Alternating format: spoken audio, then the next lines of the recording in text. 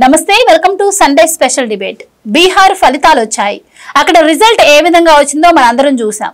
మరి బీహార్లో లాలూ ప్రసాద్ యాదవ్ చేసినటువంటి కుంభకోణాలకు గాను ఆ జంగిల్ రాజును ప్రజలు ఇప్పటికీ మర్చిపోలేకపోతున్నారు. ఆ శాపమే ఇప్పుడు ఆయన కొడుకు కూడా తగిలింది అంటున్నారు. మరి ఇదిలా ఉంటే ఆంధ్రప్రదేశ్ లో జంగిల్ రాజు చేసిన అరాచకాలను కూడా ప్రజలు ఇప్పటికీ మర్చిపోలేకపోతున్నారు. వీళ్ళిద్దరికీ దగ్గర సంబంధం ఉంది అని ప్రజల్లో కూడా ఒక చర్చ అయితే నడుస్తుంది. ముఖ్యంగా వైసీపీకి సంబంధించిన నాయకులు అయితే బీహార్ ఫలితాలు చూసిన తర్వాత ఇంకా మనం గెలిచేది లేదు అని చెప్పి నిరాశ నిస్పృహలో కొట్టుమిట్టాడుతున్నారట.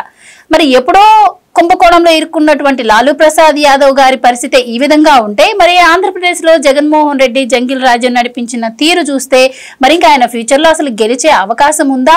ఇలాంటి విషయాలన్నీ కూడా ఈ రోజు డిబేట్ లో చర్చిద్దాం. మనతో పాటు డిబేట్ లో పార్టిసిపేట్ చేసేందుకు స్టూడియోలో ఉన్నారు సీనియర్ జర్నలిస్ట్ సత్యమూర్తి గారు, అలాగే మరో senior journalist doctor Durga Vadlamani గారు. నమస్కారం సార్. నమస్కారం మేడం. నమస్తే అండి సార్, జగన్మోహన్ రెడ్డి గారి హయాంలో మనం చూసాం రాష్ట్రం 30 సంవత్సరాల వెనక్కి వెళ్ళిపోయింది, బీహార్ పాలన తలపిస్తుంది అని చెప్పి చాలా మంది విశ్లేషకులు మీలాంటి జర్నలిస్టులు కూడా మొరపెట్టుకున్నటువంటి పరిస్థితి. సో అందుకు గాను ఎలాంటి ఫలితం వచ్చిందో మనం చూసాం. సో బీహార్లో కూడా ఇప్పుడు అలాంటి ఫలితమే మనం ఈరోజు చూడటం జరిగింది. బీహార్ ఫలితం కూడా వచ్చిన తర్వాత ఇప్పుడు ప్రజల్లో కావచ్చు, మేధావుల్లో కావచ్చు ఒక చర్చ నడుస్తోంది. సో ఇద్దరికి దగ్గర పోలికలు ఉన్నాయి, ఫ్యూచర్లో జగన్మోహన్ రెడ్డి గారి పరిస్థితి కూడా ఇంకా ఇదే అని చెప్పి మీ విశ్లేషణ ఏంటి సార్? మీరేమంటారు దీన్ని? మీరు అన్న దాంతో నేను పూర్తిగా ఏకీభవిస్తున్నాను. బీహార్లో రాజకీయ పరిస్థితులు ఇటు చూసినా కానీ ఏ రకంగా ఏ కోణంలో విశ్లేషించినా కూడా అక్కడ మొత్తం ఈ జంగిల్ రాజు అప్పట్లో వాళ్ళ నాన్న చేసిన జంగిల్ రాజు అవశేషాలని అంటే మర్చిపోకుండా అనుక్షణం ఆ తేజస్వి యాదవ్ గుర్తుకు తెస్తూ ఉన్నాడు. దాంతో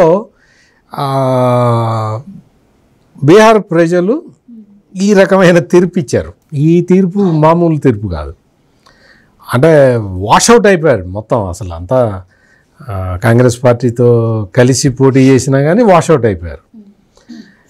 ఇటువంటి పరిస్థితులు రావటానికి ప్రజలు ఓటేయటానికి ముందు అన్ని పరిస్థితులు ఆలోచిస్తారు, వాళ్ళు చూస్తారు వీళ్ళ మాట తీరు ఎట్లా ఉన్నది, ఈ నాయకులు ఎటువైపు ఎట్లా మాట్లాడుతూ ఉన్నారు, ఎటువంటి క్యాండిడేట్లని నిలబెడుతూ ఉన్నారు అనేది ప్రజలు ఓటరు నిశ్చితంగా గమనిస్తూనే ఉంటాడు. మనం బీహార్లో వీళ్ళు ఇంత జరిగినా కానీ మంచి క్యాండిడేట్లని నిలబెట్టడం, ఏదో చదువుకున్న వాళ్ళని వీళ్ళని తీసుకొచ్చి నిలబెట్టి మేము మారామయ్యా, మా పరిస్థితి మారిందయ్యా, మేము మా ప్రవర్తనని మార్చుకుంటాము అని చెప్పేలాగా, అది ఎస్టాబ్లిష్ చేసేలాగా ఏమన్నా ప్రవర్తిస్తే ప్రజలు నమ్మటానికి అవకాశం ఉంటుంది. అట్లా కాకుండా మేము ఇంతే నరుకుతాం, చంపుతాం, రప్పం అనిపిస్తాం అని చెబుతూ ఉంటే ఈ నాయకుల్ని ప్రజలు ఎట్లా ఆదరిస్తారు? మీ ఉద్దేశం ఏంటి? అసలు జగన్మోహన్ రెడ్డి గారే ఆ అధ్యక్ష పదవి నుంచి తీసేసి వేరే వ్యక్తిని సీఎంగా నిలబెట్టాలంటారా వైసీపీ తరపు నుంచి? అంటే జగన్మోహన్ రెడ్డిని సీఎంగా, పార్టీ అధ్యక్షుడిగా, సీఎంగా చూశాం కదా. ఇప్పుడు పార్టీ అధ్యక్షుడిగా ఉన్నప్పుడు ఘోరంగా ఓడిపోయిన తర్వాత జగన్మోహన్ రెడ్డిలో ఏమైనా మార్పు కనిపించిందా? ఏమన్నా అధికారంలో ఉన్నప్పుడు ఎంత మూర్ఖంగా ఉన్నాడో, ఎంత మూర్ఖంగా ఆలోచించి ఎంత మూర్ఖమైన పనులు చేశాడో, ఎటువంటి మూర్ఖుల్ని ప్రోత్సహించి మంత్రులుగా సలహాదారులుగా పెట్టుకున్నాడో ఇప్పుడు అదే చేస్తున్నాడు కదా. ఇప్పుడు అదే చేసి ఇంకా నీలో మార్పు రాలేదు అని ప్రజలు ఇప్పటికే గ్రహించారుగా. పైగా అవతల విశాఖపట్నంలో సిఐఏ సదస్సు పెట్టి తీసుకొచ్చి లక్షల కోట్ల రూపాయల పెట్టుబడులు చంద్రబాబు నాయుడు తీసుకొస్తూ ఉంటే క్రెడిట్ చోర్ అంటాడు. ఈయనకి పెద్ద క్రెడిట్ ఉంది, ఈ క్రెడిట్ని చంద్రబాబు నాయుడు తస్కరిస్తున్నట్ట. నీకు క్రెడిట్ ఉందా? నీకు క్రెడిట్ లేదు, క్రెడిబిలిటీ లేదు, నీకు హానెస్టీ లేదు, నీకు డిగ్నిటీ లేదు, నీకు ఏ రకమైన మంచి క్వాలిటీ అనేది ఏ ఒక్కటి లేదు కదా. నీ దగ్గర ఉన్నది ఏంటంటే క్రూరత్వం, కర్కశత్వం. నీకు అంటే మళ్ళీ అదేమంటే నా మతం మానవత్వం అంటావు. నువ్వు చేసేవన్నీనేమో ఈ సతీష్ పరకమణి కేసులో సతీష్ అకస్మాత్తుగా అదృశ్యమైపోయాడు కదా. చేసే పనులేమో ఇటుంటాయి. ఎవడన్నా అడిగితేనేమో నా మతం మానవత్వం అంటావు. అంటే నువ్వు బేసిక్గా నీలో ఉన్న ఆ బ్యాడ్ క్వాలిటీస్ అన్నీ రిఫ్లెక్ట్ అవుతూ ఉంటాయి, ప్రతి క్షణం రిఫ్లెక్ట్ అవుతూ ఉంటాయి. నువ్వు వచ్చి నువ్వు నా క్రెడిట్ని కొట్టేస్తున్నారు అంటే నీ క్రెడిట్ని ఎవ్వడు కొట్టేలేడు. నువ్వు దళితుల్ని చంపిన తీరుని ఎవ్వడు కాపీ కొట్టలేడు. నువ్వు బీసీల్ని వేధించిన విధానాన్ని ఎవ్వడు కాపీ కొట్టలేడు. నువ్వు చేసిన అంటే ల్యాండ్ టైటిలింగ్ యాక్ట్ అని తీసుకొచ్చి నువ్వు భూముల్ని ఆక్యుపై చేసినట్టు ఎవడూ చేయలేడు. ఈవెన్ బీహార్లో తేజస్వి యాదవ్ కూడా ఇన్ని అరాచకాలు, ఇన్ని అక్రమాలు చేయలే. అతని ప్రవర్తన బాగలేదని ప్రజలు రిజెక్ట్ చేశారు. అట్లాగే మనం తెలంగాణలో చూసాం, Jubilee hills assembly by election జరిగింది. బై ఎలక్షన్ జరిగినప్పుడు నీకు కేటీఆర్ వచ్చి ఏం చెప్పాలి? ఆ పార్టీ వర్కింగ్ ప్రెసిడెంట్ ఆయన వచ్చి ఏం చెప్పాలి?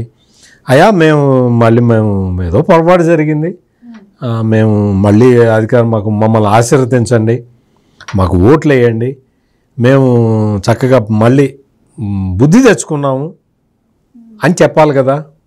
ఏం చెప్పాడు కేటీఆర్ ఎలక్షన్ ప్రచారంలో? చూడండి ఏం చెప్పాడంటే, నథింగ్ డూయింగ్, మేము మళ్ళీ వస్తాం, ఈ రేవంత్ రెడ్డి తాట తీస్తాం అనే మొదలుపెట్టాడు.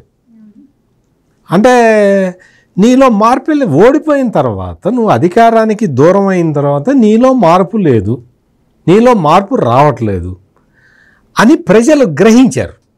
తెలంగాణ ప్రజలు, హైదరాబాద్ నగర ప్రజలు గ్రహించి ఈ కేటీఆర్ నిలబెట్టిన క్యాండిడేట్ని చిత్తుగా ఓడించారు. చిత్తు మామూలుగా కాదు. ఆ చంద్రబాబు నాయుడిని జగన్ అక్రమంగా అరెస్ట్ చేసినప్పుడు హైదరాబాదులో ఐటీ ప్రొఫెషనల్స్ వాళ్ళు సంఘీభావం వ్యక్తం చేశారు. అయ్యా చంద్రబాబు నాయుడిని అరెస్ట్ చేయటం తప్పయ్యా, మేము దానికి నిరసన చెబుతున్నాం అని చెప్పి వాళ్ళు చెబితే కేటీఆర్ అప్పట్లో ఒక ట్వీట్ పెట్టాడు. ఆహాహా అని నవ్వుతూ అతనేదో కామెడీ షోకి వెళ్ళి వచ్చాట, అంత కామెడీ షో అంత బాగుంది అని ట్వీట్ పెట్టాడు. యువతల సిచ్యువేషన్ ఏంటి? చంద్రబాబు నాయుడు లాంటి నాయకుడిని, ఒక క్రూర నియంత లాంటి ఒక జగన్మోహన్ రెడ్డి అరెస్ట్ చేసి ప్రపంచంలో 100 దేశాలు స్పందించినాయి.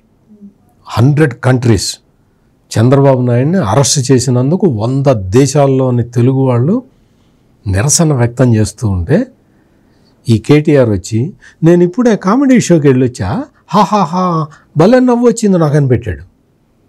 అదే విషయాన్ని ఒక టీవీ ఛానల్లో జర్నలిస్ట్ అడిగాడు, ఏమంటే మీరు పశ్చాత్తాపడుతున్నారా ఆ రోజు చంద్రబాబు నాయుడు అరెస్ట్ని ఎగతాళి చేసినందుకు, హెకిల్ చేసినందుకు? అంటే మామూలుగా ఏమాత్రం కామన్ సెన్స్ ఉన్నవాడైనా ఏం చెప్పాలి అంటే, అవునండి అప్పుడు ఏదో పొరపాటున చేశాను, అధికారంలో ఉన్నాం కదా, ఏదో తల పొగరెక్కి తల బిరుసు మీద ఉన్నాను, అప్పుడు ఏదో అన్నాను, నేను అట్లా అనకుండా ఉండాల్సింది, చంద్రబాబు నాయుడు లాంటి నాయకుడిని నేను అవమానించాను, ఆయన్ని అభిమానించే వాళ్ళని అవమానించాను, నన్ను క్షమించండి అంటే ఇంకో 10 ఓట్లు ఎక్కువ పడి ఉండేవి.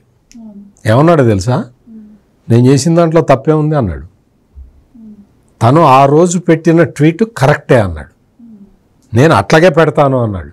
నేను భవిష్యత్తులో కూడా మారను అన్నాడు. నేను ఒక సీనియర్ లీడర్ని నేను గౌరవించను అని చెప్పాడు. ఫలితం ఏమైంది?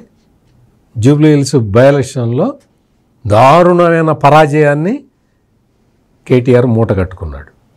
అంటే వీళ్ళందరూ కూడా నేర్చుకోవాల్సింది రాజకీయాల్లో చాలా ఉంది, కానీ మాకే తెలుసు అన్న అహంకారం, ధన మదం, వీటితోటి వీళ్ళకి ఇంకా అదే విధమైన ప్రవర్తనతోటి ఉన్నారు. జగన్మోహన్ రెడ్డి అయితే ఈ వీటికి 100 రెట్లు అధికంగా ఉన్నాడు. మొత్తం అసలు ఇప్పటికి ఈ రోజుకి కూడా జగన్మోహన్ రెడ్డి ప్రవర్తనలో మార్పు రావట్లేదు. నేరాలు చేసేవాళ్ళని పబ్లిక్గా వెనకేసుకొస్తున్నాడు. ఆడెవడో ఒక ఆ మిత్ అని ఒక డ్రగ్, ప్రమాదకరమైన డ్రగ్ని సప్లై చేసేవాడిని వెనకేసుకొస్తాడు. ఆ బ్యాచ్, గంజాయి బ్యాచ్ ఉంటే వాళ్ళని తీసుకొచ్చి ఆ తెనాలి ఐతానగర్ బ్యాచ్ని ఎంకరేజ్ చేస్తాడు. ఆడెవడో భూములు కబ్జా చేస్తే వాడిని ఎంకరేజ్ చేస్తాడు. ఈడెవడో పరకామండిలో చోరీ చేస్తే వాడిని ఎంకరేజ్ చేస్తాడు. ఆడెవడో లడ్డూలో కల్తీ నెయ్యి కలిపితే మేమంతా చెక్ చేసాం, మేము ఎక్కడ చేసాం, ఇదంతా చంద్రబాబు చేశాడు అంటాడు. ఇటువంటి దారుణమైన నేచర్ తోటి ఇంకా ఇప్పటికీ ఉన్న ఈ జగన్మోహన్ రెడ్డిని ఇంకా నాకు తెలిసి 30-40 ఏళ్ల వరకు అయితే మర్చిపోరు ఆంధ్రప్రదేశ్ ప్రజలు. సార్ ఈ విధంగా చెప్పారు, జగన్మోహన్ రెడ్డిని ఆయన చేసిన అరాచకాలను ప్రజలు 30-40 ఏళ్ల వరకు మర్చిపోరని.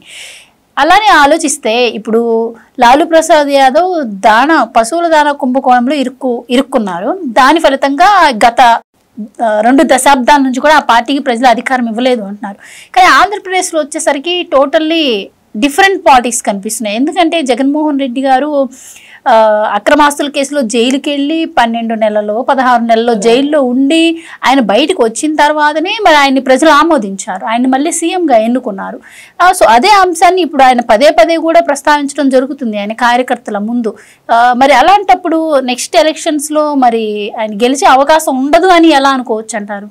ఎలా అనుకోవచ్చు అంటే, ఫస్ట్ ఆయన ఆర్థిక నేరాలు చేశాడు, అది ప్రజలకి అంత అర్థమై ఉండదు, నెంబర్ 1.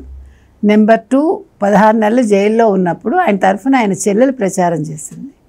తర్వాత వాళ్ళ అమ్మగారు రాజన్న బిడ్డగా ఒక్క ఛాన్స్ ఇమ్మని అడిగారు.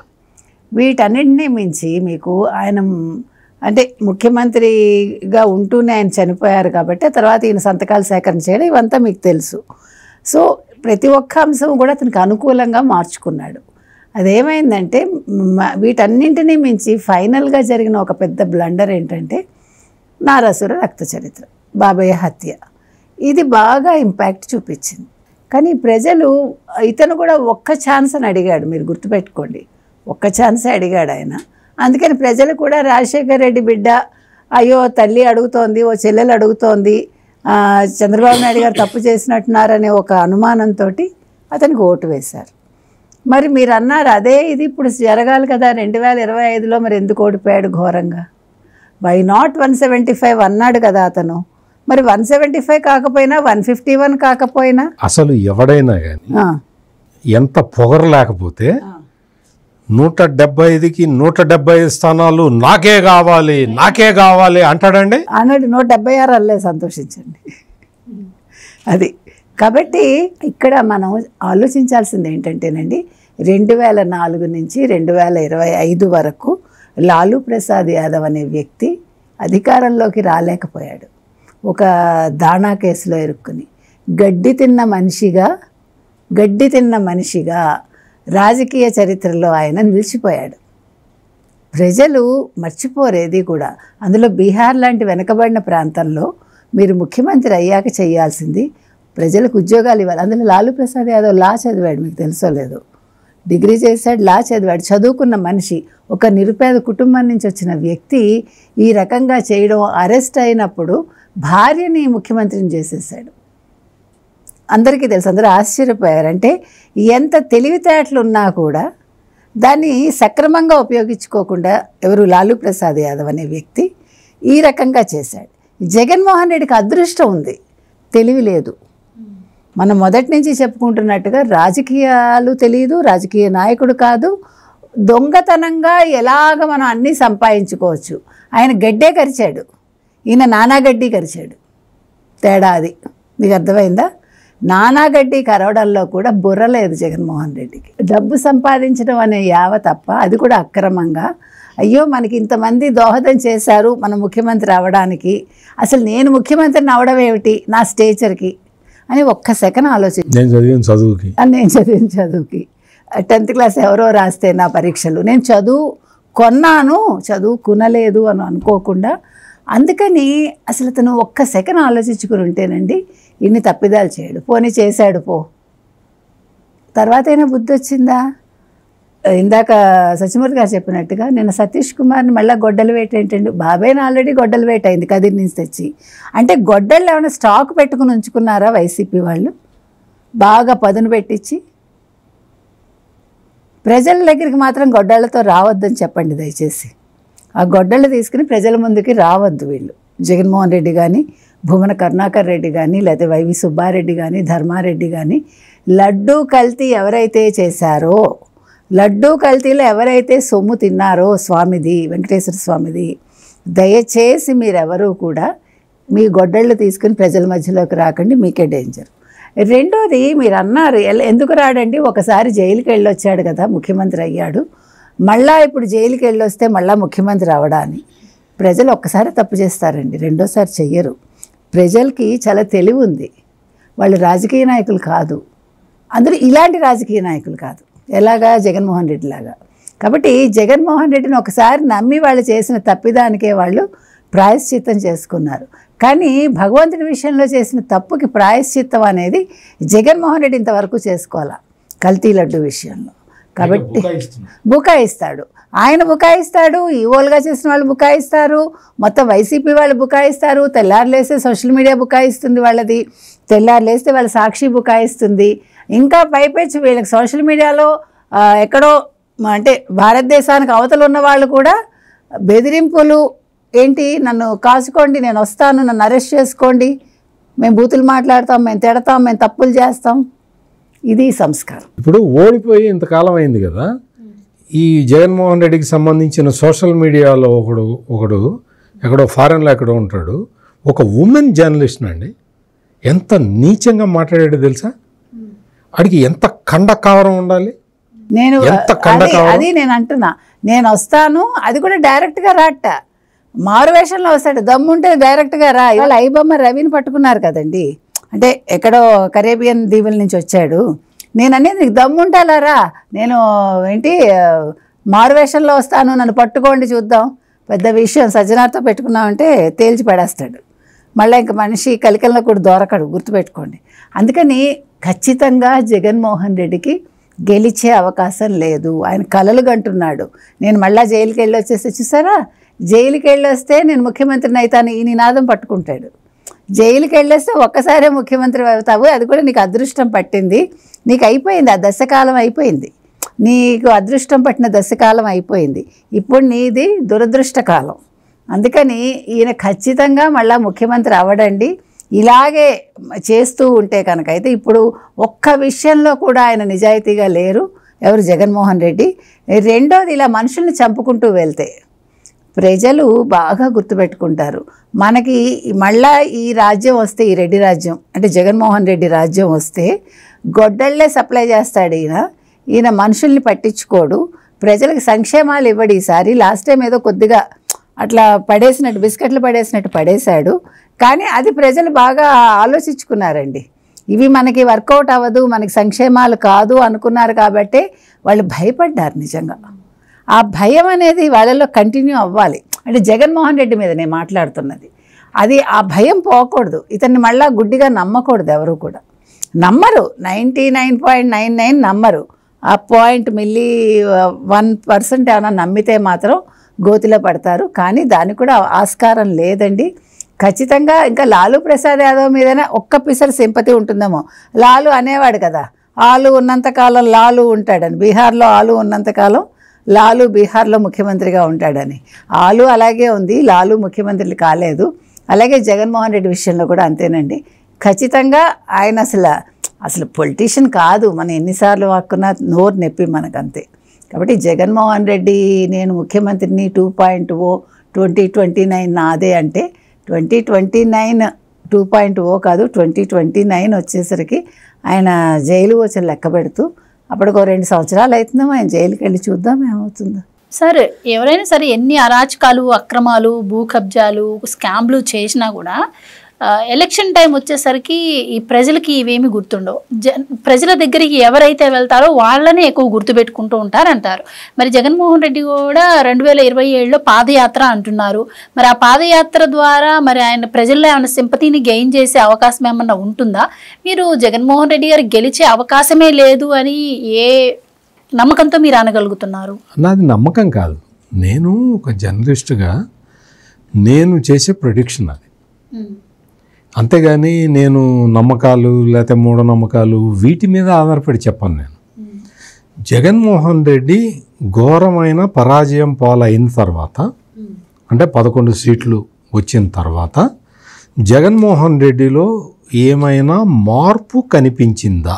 అంటే మార్పు అంటే కనిపించిందండి. ఎలాంటి మార్పు అంటే, ఇంతకుముందు ఆయన ఏమన్నా చేస్తే ప్యాలెస్లో కూర్చొని చేసేవాళ్ళు, బయట అంత క్రూరంగా మాట్లాడేవాళ్ళు కాదు, కానీ ఇప్పుడు ఓపెన్గానే మాట్లాడుతున్నారు. ఆ మార్పు అయితే కనిపించింది.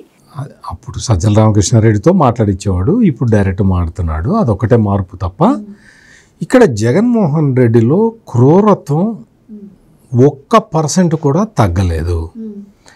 అతను అధికారంలో ఉండగా ఎంత క్రూరంగా ఉన్నాడో అధికారం కోల్పోయిన తర్వాత అంతకు 10 రెట్లు క్రూరత్వాన్నే ప్రదర్శిస్తూ ఉన్నాడు.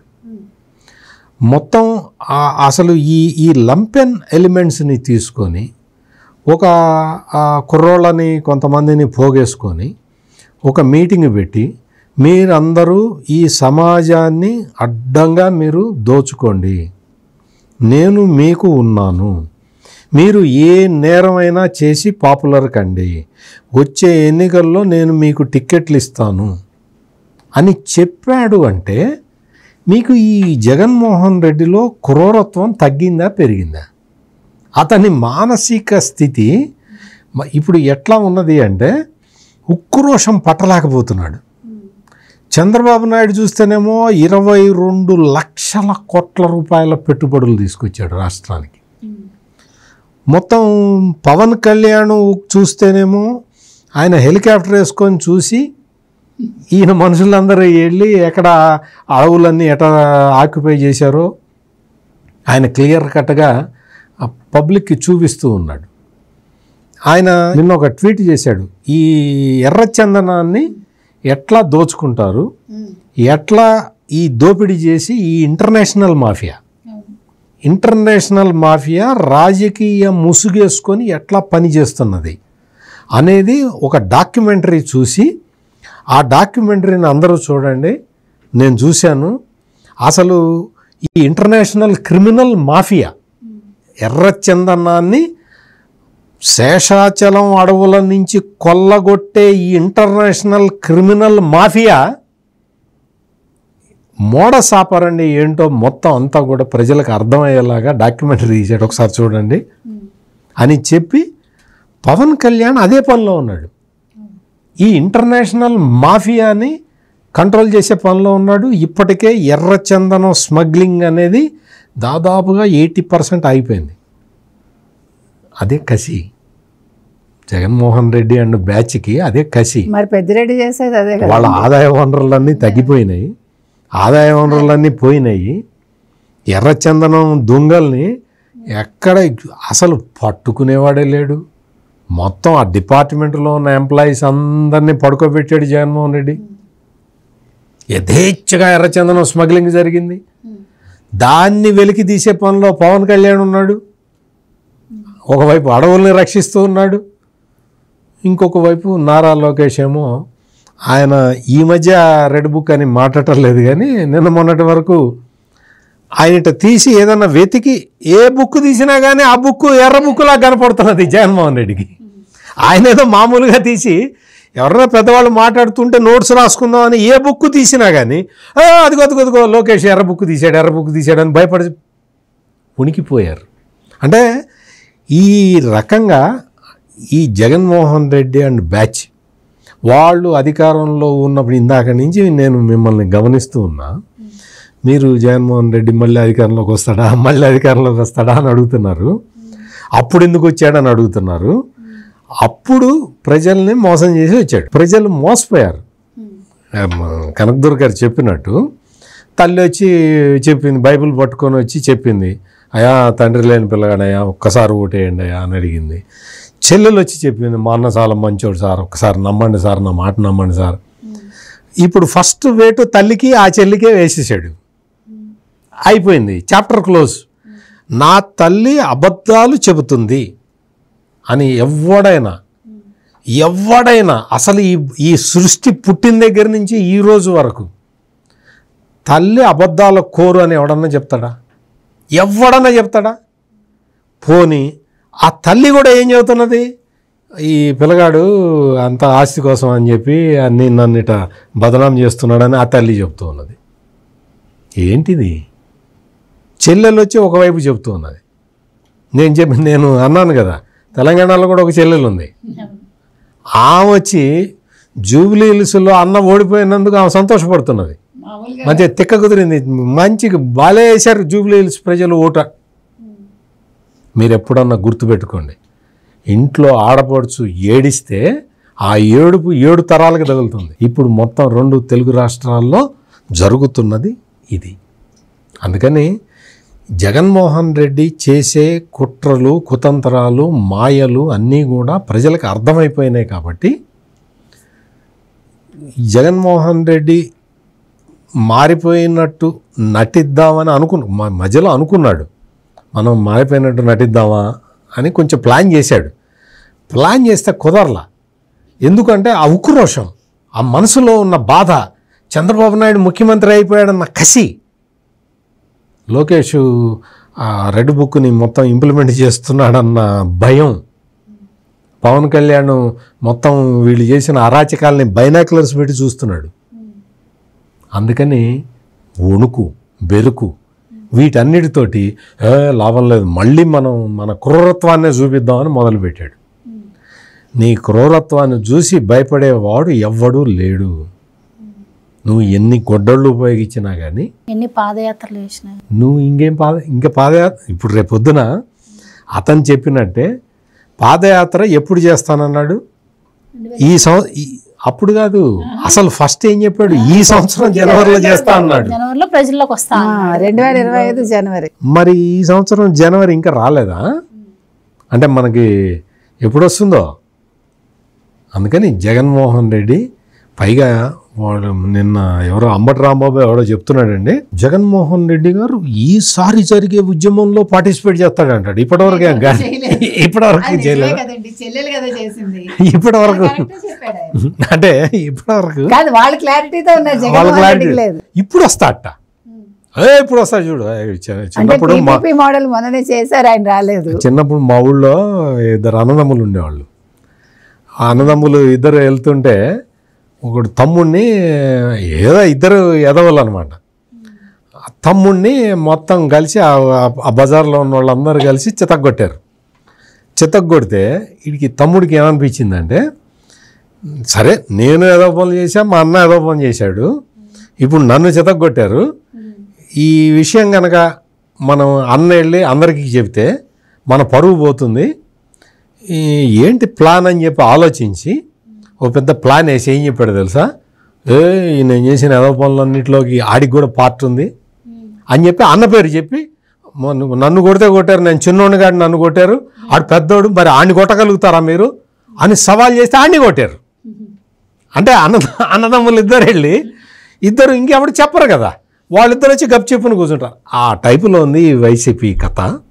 ఒకడి మీద ఒకడు అన్నీ ఈ రాజకీయాలన్నీ చేసుకుంటూ ప్రజల్ని మాత్రం మేము రప్ప నరుకుతున్నారు. వాళ్ళు చెప్పినట్టు చేస్తూ ఉన్నారు. పరకామణి సతీష్ని అదే కదా రప్ప నరికేశారు కదా, రప్ప నరికారు. ఒంట్లో ఒక్క ఎముక కూడా కరెక్ట్గా లేదట. ఎంత చిత్రహింసలు పెట్టి ఉంటారు అంటే, రప్ప నరకటం అనేది చెప్పటమే కాదు, చేసి చూపిస్తున్నారు ఇంకా ఇప్పటికీ కూడా. అందుకని ఈ కిరాతక బ్యాచ్ని ఆంధ్రప్రదేశ్ ప్రజలు తిరస్కరిస్తున్నారు. ఎక్కడ పట్టినా అక్కడ తిరస్కరిస్తూ ఉన్నారు. నేను పీపీపీ మోడల్లో మెడికల్ కాలేజీలని వ్యతిరేకిస్తాను, 1 కోటి మంది సంతకాలు పెట్టండి అంటే ఒక్కడు కూడా సంతకం పెట్టలా. ఒక్కడు కూడా సంతకం పెట్టలా. సంతకం పెడితే ఏమవుతుందో వాళ్ళకి తెలుసు. అందుకని ప్రజలు ఎవ్వరూ కూడా ఈ జగన్మోహన్ రెడ్డికి కోఆపరేట్ చేయట్లేదు, కోఆపరేట్ చెయ్యరు, కోఆపరేట్ చేసే అవకాశం కూడా లేదు. కనీసం 30 ఏళ్ళు, అప్పటికి జగన్మోహన్ రెడ్డికి 94 ఏళ్ళు వస్తాయి. అప్పటిదాకా మరి చూద్దాం, ఆ తర్వాత సంగతి అప్పుడు చూద్దాం. మేడం, బీహార్లో ఫలితమే ఆంధ్రప్రదేశ్లో కూడా వస్తే 2029 ఎన్నికల్లో అసలు మరి జగన్మోహన్ రెడ్డి గారి పరిస్థితి ఏంటి? అంటే ఇప్పుడు ప్రతిపక్ష హోదా రాలేదని ఆయన అసెంబ్లీకి వెళ్ళట్లేదు, ప్రజలను కూడా పట్టించుకోవట్లేదు. ఏదైనా ఒక సమస్య దొరికితే దాన్ని పెట్టుకుని రాద్ధాంతం చేయాలని చూస్తున్నారే తప్ప ప్రజలకి ఎలాంటి ఉపయోగం ఉంటుంది దీనివల్ల అని చెప్పి ఆయన ఆలోచనే లేదు. మరి నెక్స్ట్ ఎలక్షన్స్లో మరి ఆ ప్రతిపక్ష హోదా కూడా రాకపోతే ఇక జగన్మోహన్ రెడ్డి గారు పార్టీ ఎత్తేసుకోవడమే అంటారా? అసలు ఆయన ముందు ఎన్నికల టైంలో ఆయన బయట ఉంటే కదండి మీరు అడిగేవన్నీ జరుగుతాయి. ఒకవేళ పొరపాటుగా బయటకు వచ్చి ఆయన ఎన్నికల్లో పార్టిసిపేట్ చేసినా ఒక్క సీటైనా వస్తుంది. ఆయన ముందు ఆయన పులివెందులు నెగ్గుతాడా చెప్పండి నాకు. అసలు పులివెందుల్లో నిల్చుంటాడా ఈసారి? అదొక డౌట్ నాకు. ఎందుకంటే ఇంతవరకు ఓడిపోయాక జెడ్పీటీసీ ఎన్నికల్లో డిపాజిట్ రాకపోతే ఇంతవరకు పులివెందులు వెళ్ళాడండి? పులివెందులు మెడికల్ కాలేజ్ చూపించగలిగాడా? పీపీపీ మోడల్ వ్యతిరేకిస్తున్నాం అన్నాడు. ముందు అది చెప్పమానండి సార్. నీకు దమ్ము ధైర్యం అది చూపించే దమ్ము ధైర్యం లేదు. పైగా 2029 నేను లేస్తే నా అంతటి వాడు లేడన్నట్టు. నువ్వు లేచినప్పుడు కదా, నువ్వు ఎప్పుడో నందోరాజా భవిష్యత్ ఇవన్నీ ముందు ఈలోగా జరగాల్సిన 16 నెలలు అయింది. ఇంతవరకు ప్రజల్లోకి వెళ్ళే మొహం చూపించే దమ్ము లేదు ఆయనకి. 27 మా అన్న పాదయాత్ర చేసేస్తాడంటాడు రాంబాబు గారు. అసలు నువ్వు ముందు ఈ పార్టీలో ఉంటావా రాంబాబు గారు? మీరు ఆలోచించుకోండి. ఎందుకో డౌట్గా ఉంది నాకు. Ambati Rambabu next wicket YCP నుంచి బయటకు వెళ్తుందేమో అని చూసుకోండి. అందుకని ఒక పక్క రోజా గారు మొన్న వచ్చింది కానీ పాపం ఈ పీపీపీ మోడల్ కోసం తప్పదని ఆవిడ చెన్నై వెళ్ళిపోయింది. ఈయనెవడు వల్లభనేని వంశీ తెల్ల జుట్టేసుకుని ఆయన మళ్ళీ జనసేనలోకి వెళ్దామా తెలుగుదేశంలోకి వెళ్దామా అని చూస్తున్నాడని ఒక టాక్ వచ్చింది. ఇంకా అసలు అతను ఎవడు కొడాలి నాని, గుట్కా నాని గారు ఏమయ్యారో తెలియదు. ప్రజలు వెతుకుతున్నారు. ప్రజలు ఏమంటున్నారంటేనండి, మీరు కావాలంటే చూసుకోండి, కమెంట్స్ అన్నీ చూసుకుంటే, దయచేసి ఈ వైసీపీ బ్యాచ్ ఆంధ్రప్రదేశ్లో ఉండద్దు మీరు అని వాళ్ళు స్టేట్మెంట్స్ ఇస్తున్నారు అక్కడ. ఎందుకంటే వాళ్ళు భయపడుతున్నారు.